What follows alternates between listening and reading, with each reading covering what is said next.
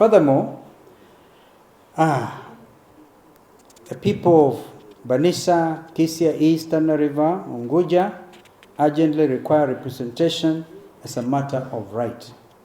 The delay in reconstituting the IEBC denies them their legitimate representation in Parliament as well as the county assemblies. Also take note of the deliberate attempt by some institutions that are instrumental in the dispute resolution mechanisms to delay the reconstitution and restructuring of the IEBC. Consider, for example, the recent decision by the Political Parties Tribunal in complaint number E008 of 2024, which overlooked the respondent's position that the two-thirds gender principle is a constitutional and legal requirement for selecting nominees for the IEBC selection panel. Despite the interest of the minority party coalition, the tribunal backed a questionable political parties liaison committee election that resulted in a list of nominees that was entirely male. It is my opinion that the minority coalition party, Azimio la Umoja, One Kenya Coalition Party, in presenting the name of their representative, not only considered the two-thirds gender guideline, but also undertook a competitive and transparent process as required by the law to select their nominee. As a result, the Parliamentary Service Commission should proceed to forward the name of Ambassador Dr. Koki Muli as Azimio's nominee for the minority party to the IEBC selection panel as presented by PPLC. I know the matter may be escalated here and there, but I think a time comes when you have now to take a political decision. Electoral justice and transparency. The demand for electoral justice is at the core of the electoral reform movement. The past grievances that have tainted our elections must be addressed. Election-related disputes and discontent are a sign that the public faith in the system has not yet been completely earned. They are not personal grievances. While the 2022 elections were relatively calm and orderly, they reviewed flaws that as 2027 approaches we cannot afford to overlook. These loopholes will be addressed if we implemented the NADCO recommendations on electoral justice and related matters. Therefore, I implore all parties involved, political parties, civil society organizations, government organizations, to unite in favor of the recommendations indicated in the NADCO report. Our capacity to all work together to quickly and efficiently put these suggestions into practice will determine how successful we are today and in the future. The NADCO report places high value on inclusion. For elections to properly reflect the will of the people, every Kenyan must feel heard.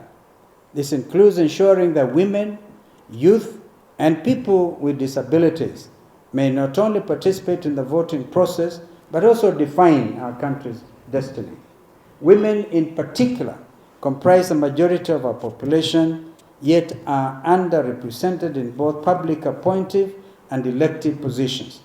We cannot contemplate electoral changes without considering their viewpoints, desires, and special challenges. The NADCO report urged for ways to increase women's participation in voting and leadership, ultimately shattering the glass ceiling concept in terms of elusive two-thirds gender role principle. I think that Secretary General Hassan may have overlooked the fact that at the tail end, the task force that had been put in place by the minister responsible, was it for gender? Yes. Yeah, became part of the NADCO report. And we made it very clear. Let us stop this prevarication. If we believe in the true gender rule, let's move on. Otherwise, some of us will go to court, to the Supreme Court, and make an application that the advisory by Chief Justice Maraga now be made declaratory. Senior Counsel Tiende, I'm sure would agree. So that this Parliament, which is already breached, and I think that's a subject for the media outside, right? We will have to go home if they cannot attain the 2/3 gender rule parity. That is the situation.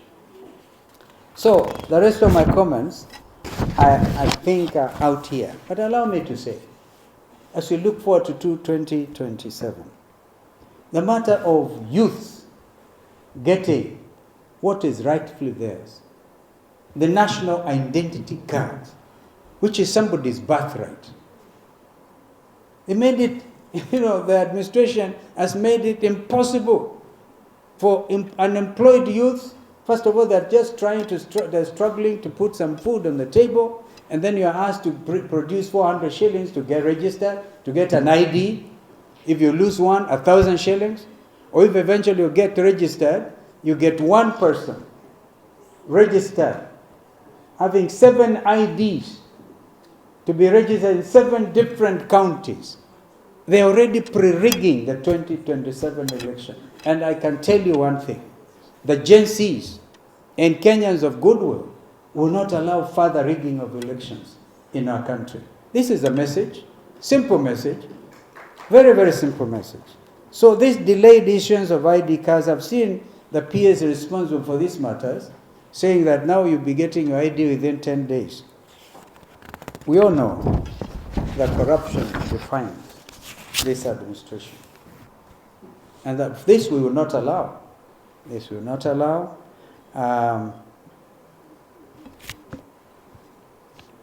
Well, I'm not myself worried about whether or not the office of official leader of opposition is established, or whether my friend, Prime Cabinet Secretary Musalia becomes Prime Minister, because you will recall again, members of that committee, our feeling was that these things will require, it can only be stopgap measure, because these are matters that they require a referendum.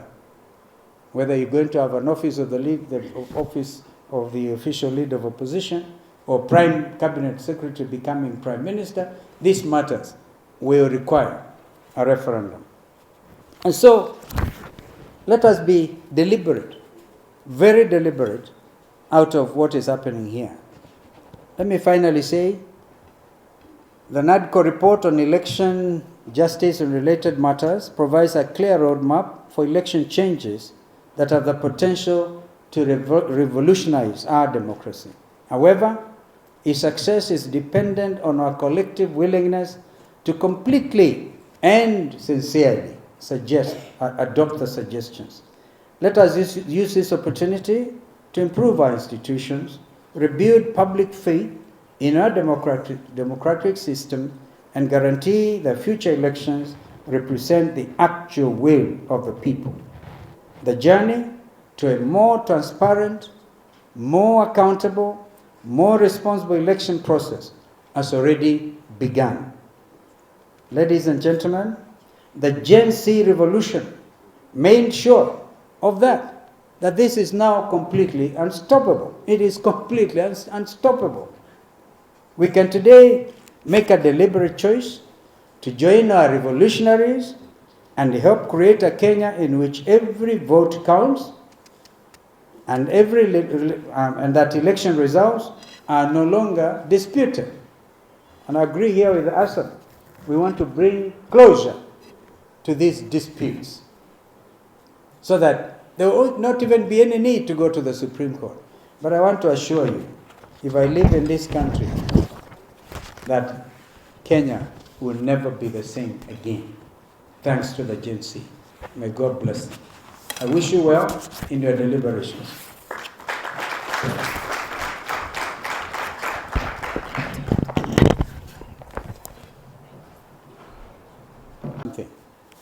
And at the end of it, I will add something, because I thought it was important to place these matters on record.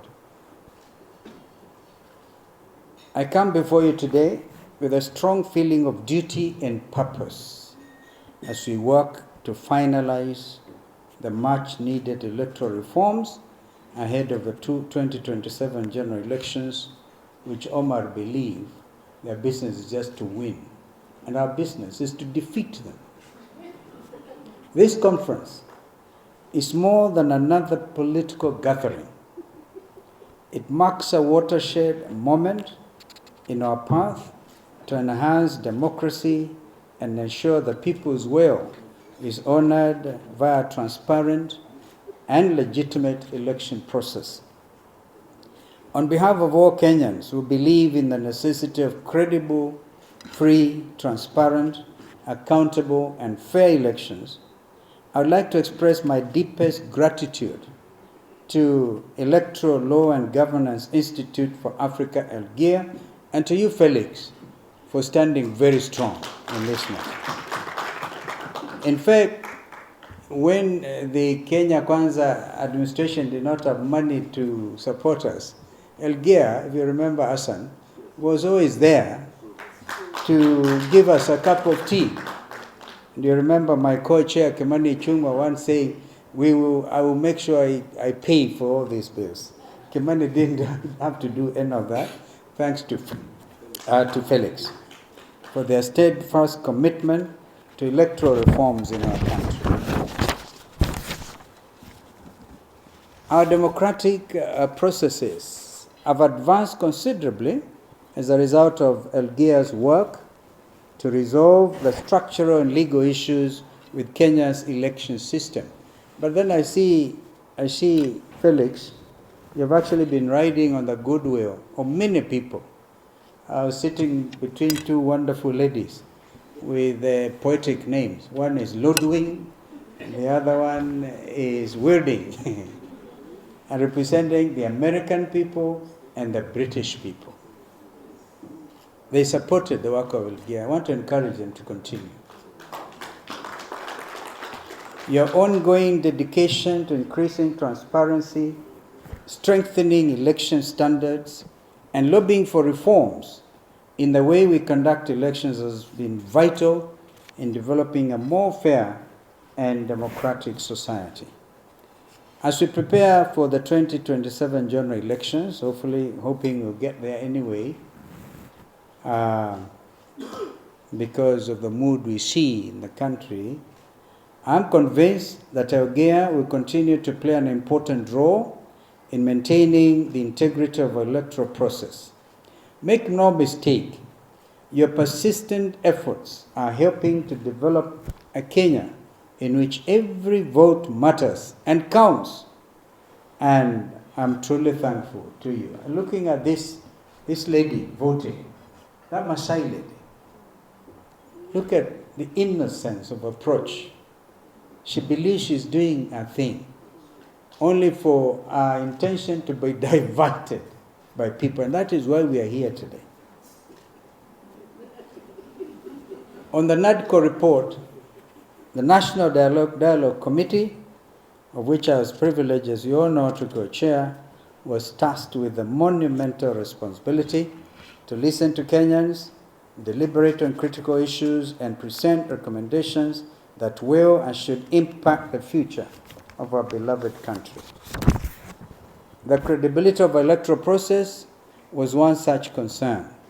The recommendation from the people of Kenya was that the Independent Electoral Boundaries Commission, IEBC, be reconstituted and restructured. Mr. Margajian, I always have a problem pronouncing your name, please forgive me.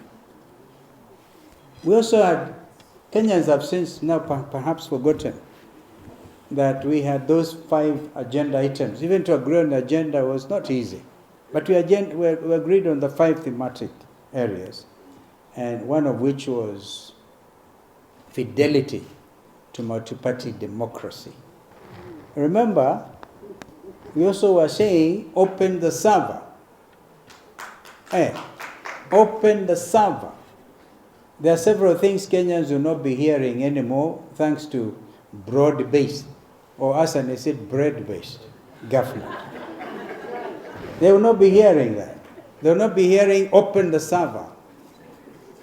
Neither, thanks to Gen Z, will they be hearing anybody say mambo ni matatu. Kumbuka, mambo ni matatu. Nobody again will be able to chase thumb in this country. We did our best as NADCO. Ladies and gentlemen, I believe that we can rebuild public faith in the organization tasked with defending our democracy by restructuring expeditiously the IEBC. This, however, requires good faith from all parties. And I must disclose here, on my way here, I spoke to one of the principals, Raila Odinga, who had asked me to co-chair. Kimani is not here. I believe Hassan was also doing the duo thing. But to enhance his status also gives you permission, I think, to represent even Kimani himself today. And actually congratulate him. Even after the IEBC Amendment Bill 2023, one of NADCO's key legislative bills was signed into law, we still lack the commission to implement the essential election improvements. Political goodwill, contrary to what my brother Hassan has said, my submission is lacking. But I've obtained a commitment this morning, as I said on my way here, when I spoke to Honorable Raila Odinga, and he told me they are in very serious consultation and agreement with the other appointing authority, President William Ruto, because they now want to finalize this thing. It is the two of them. It is the two of them, I repeat.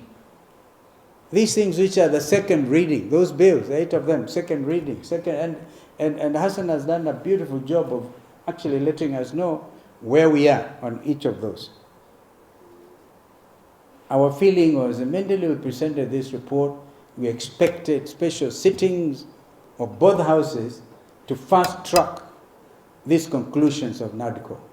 But 1 year, the people of Banisa constituency are still waiting to elect their representative after they lost it.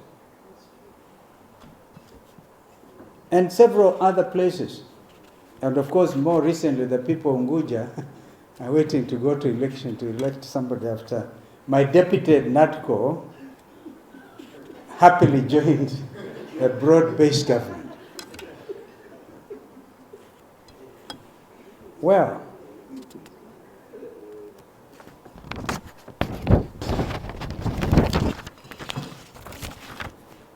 this issue has a significant impact on several county and national seats. So I gave you the example of Banisa constituency following the demise of their member of parliament, Honorable Kulo Maalim. May God rest his soul in peace. And similar incidents include Kisa East Ward in Kakamega. They're left without their member of county assembly. Stephen Maloba is passing on, that was the MCA then. As is the case in Tana River, where MCA Amisi Eid passed following a road accident. You remember all this? My own party lost a nominated MCA from Taita Taveta County. We are yet to do the replacement, and many others.